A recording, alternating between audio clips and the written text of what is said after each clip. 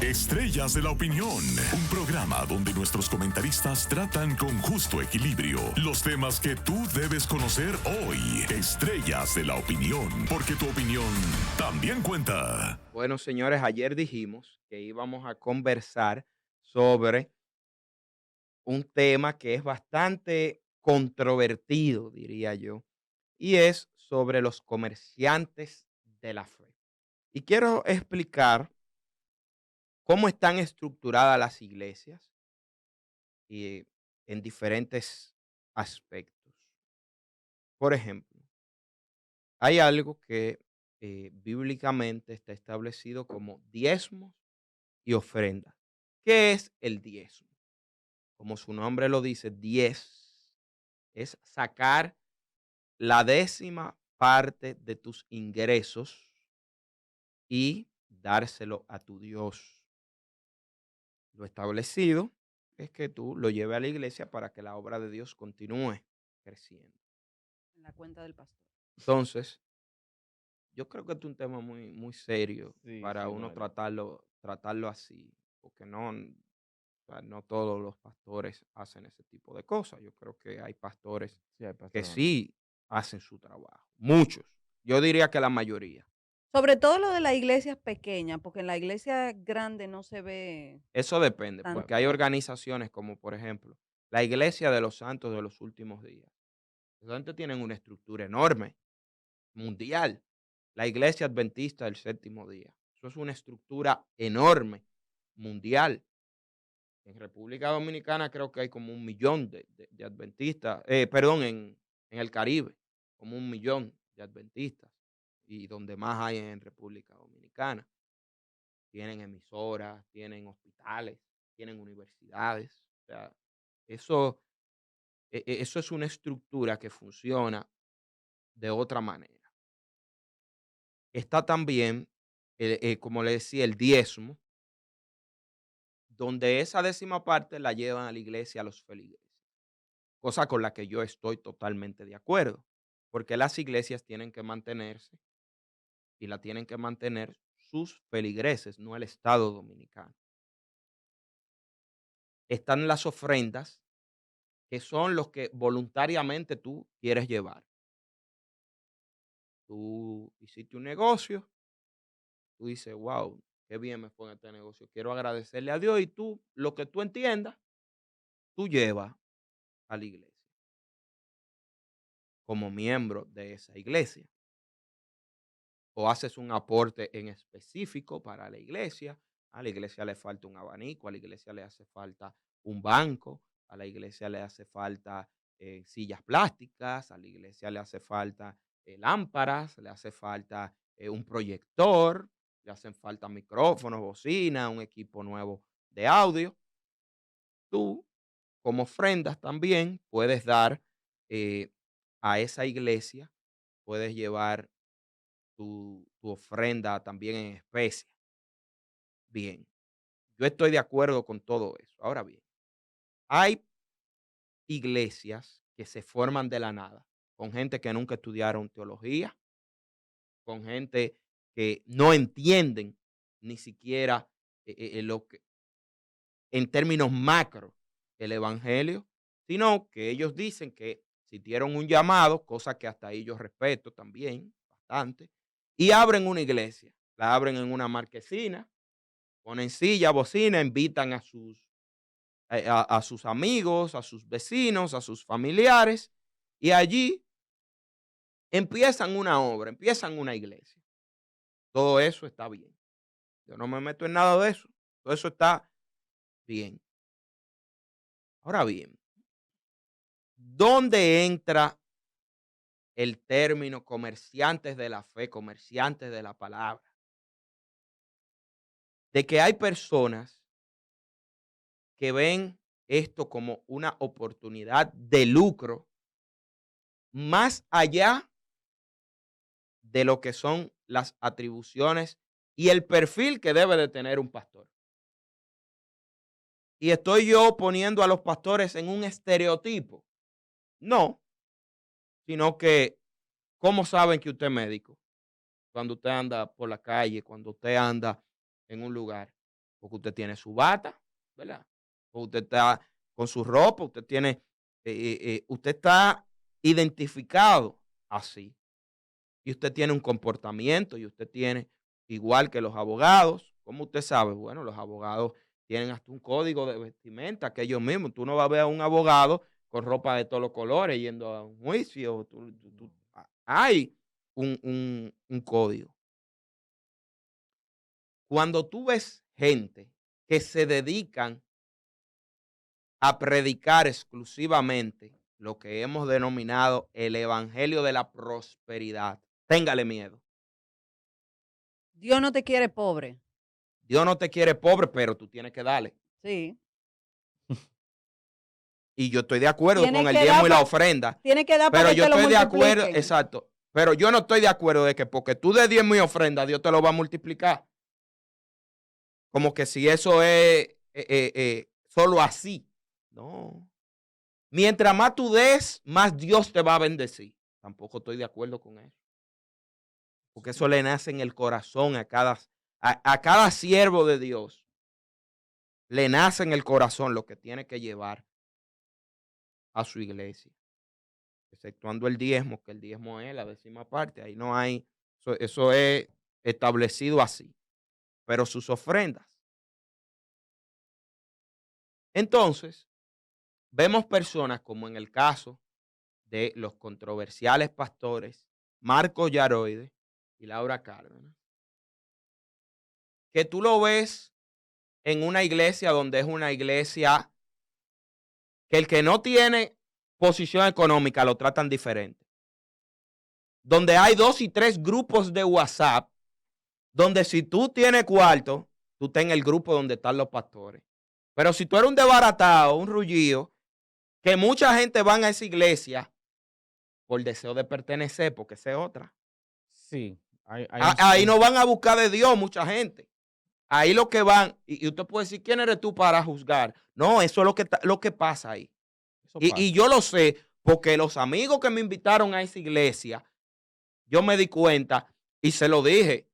¿Y en cuál grupo tú estás? Ah, yo estoy en el grupo. En el grupo, no, nada más hay un grupo. Y yo, no, nada más hay un grupo. Hay un grupo élite en esa iglesia.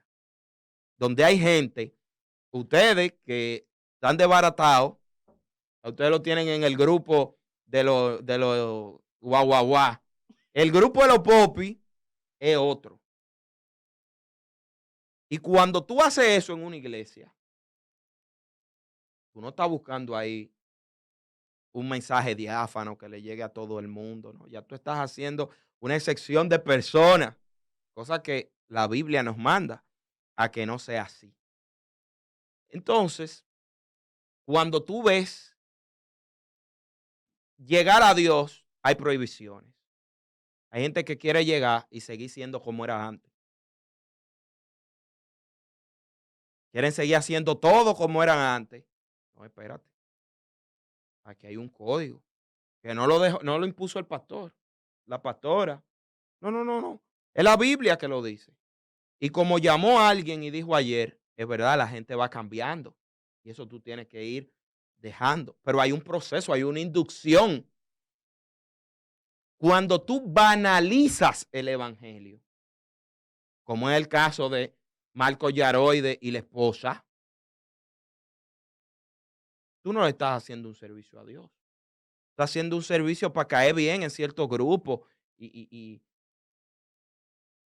cuando hablan de acciones sociales, busquen lo que hay detrás de todas esas acciones sociales, que también es querer validarse. Es un sentido de validación en la sociedad. Como no, mira, yo le predico a los ricos, pero también yo hago obra social y voy donde los pobres. No es verdad que una pastora va a estar con un enterizo apretado y se le ven esas tremendas nalgas y se le ve esa pantalla ahí adelante dividida con un enterizo asmático, porque nada que esté ahí adentro respira con lo apretado que está eso. ¿Tú sabes que lo gracioso? ¿Tú sabes qué es lo gracioso? Y nos reímos, pero es la realidad. Y a mí nadie me lo contó. A mí nadie me lo contó. Y que lo vi con estos ojos que son míos. Claro, no, me quedé embelesado mirando. Doctor. Claro. Entonces, cuando usted como pastor no trabaja, a usted no se le conoce otro trabajo y no me vengan a mí de que es artista cristiano, que un artista cristiano Que nada más canta, que nada más canta en su música iglesia. cristiana y nada más canta En su no, y iglesia. en República Dominicana que no pagan. O sea, no me venga con eso. Y que ya no suena tanto. Él tampoco. Sí, tampoco. Pegó como 2 canciones. Entonces, al final, y esto no es una crítica personal a él, a ella. A mí me luce que esas son gente muy chévere, ambos. Eso no lo miren como un personalismo. Mírenlo como algo macro, que es el daño que se le hace a la obra de Dios con eso. Aquí todos queremos, siempre van, todos. Yo mañana salgo ahí a decir que el cielo es rojo y va a haber un grupo que me va a caer atrás y me va a apoyar. Y va a decir junto conmigo que sí, que el cielo es rojo, sencillamente porque ellos creen lo mismo que yo y nos alineamos y punto. Pero no es así, señores. Cuando tú vas a esas iglesias, y yo soy un propulsor y creo en la libertad religiosa, en la libertad de culto, y repito, estaría dispuesto hasta a luchar con mi propia vida para que la libertad de culto, la libertad religiosa en República Dominicana continúe. Yo creo eso, porque yo estuve en una iglesia desde mi niñez, a la cual le agradezco parte fundamental de mi desarrollo y de mi formación, que es la Iglesia Adventista del Séptimo Día y el Club de Conquistadores de esa iglesia. Agradecido de por vida. Ahora el manejo de esas iglesias es diferente. Ahí el pastor lo cambian. El pastor, mandan un pastor para tu iglesia cada 4 años y tiene un sueldo y después ese mismo pastor lo mandan para otra. Y él no es el dueño de esa iglesia, ni de ese solar, ni de ese terreno. Ese terreno es dueño, esa feligresía que está ahí a través de la asociación de los adventistas del séptimo día de ahí. Lo mismo pasa con muchísimas otras iglesias. Eso está muy bien. Y por eso yo lo veo bien y creo en ese sistema. Pero para tú ser pastor en una de esas iglesias, tú tienes que estudiar 4 años, 5 años teología en la universidad. Claro. Y comete esa Biblia y entender de doctrina. Y entender de eso.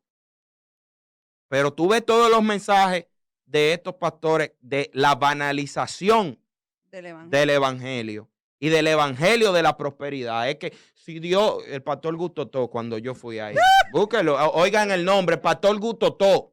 Es que Si tú le das a Dios, Dios te va a dar más. Y ven aquí y da. Y este es el momento de tú expresarte, porque mientras más tú le das a Dios. No, yo no creo en eso. Yo particularmente no creo en eso.